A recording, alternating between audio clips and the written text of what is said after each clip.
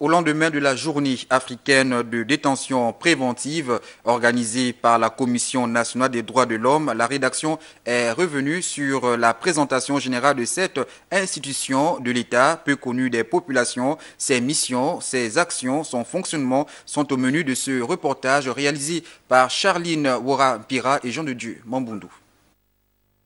Créée le 3 janvier 2006 par adhésion aux principes de Paris et de Bamako, la Commission nationale des droits de l'homme du Gabon est une institution autonome dont la principale mission est de promouvoir et de protéger les droits de l'homme en République gabonaise.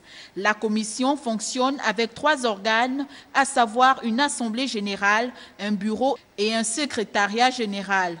Elle est composée de 12 membres venant de divers secteurs de la vie nationale et ses actions s'étendent sur bien de domaines de la vie publique. Dans le cadre de la promotion des droits de l'homme, la Commission doit faire de la sensibilisation, éduquer, faire de l'éducation aux droits de l'homme, faire en sorte que les droits de l'homme soient la chose la mieux partagée entre tous les citoyens, mener quelques actions qui me paraissent salutaires, a souvent pris l'initiative de visiter les cellules dans les brigades de gendarmerie et les commissariats, donc les structures d'encellulement. Elle s'est aussi préoccupée parfois des malades mentaux, donc de la santé mentale. La Commission nationale des droits de l'homme reçoit des notations à l'échelle mondiale. Quelle est alors la position du Gabon en termes de respect des droits de l'homme?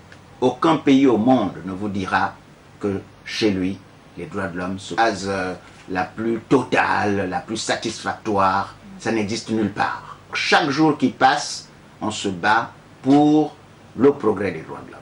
Donc on ne peut pas dire de façon statique et déterminée que le Gabon soit le dernier des pays en matière de droits de l'homme.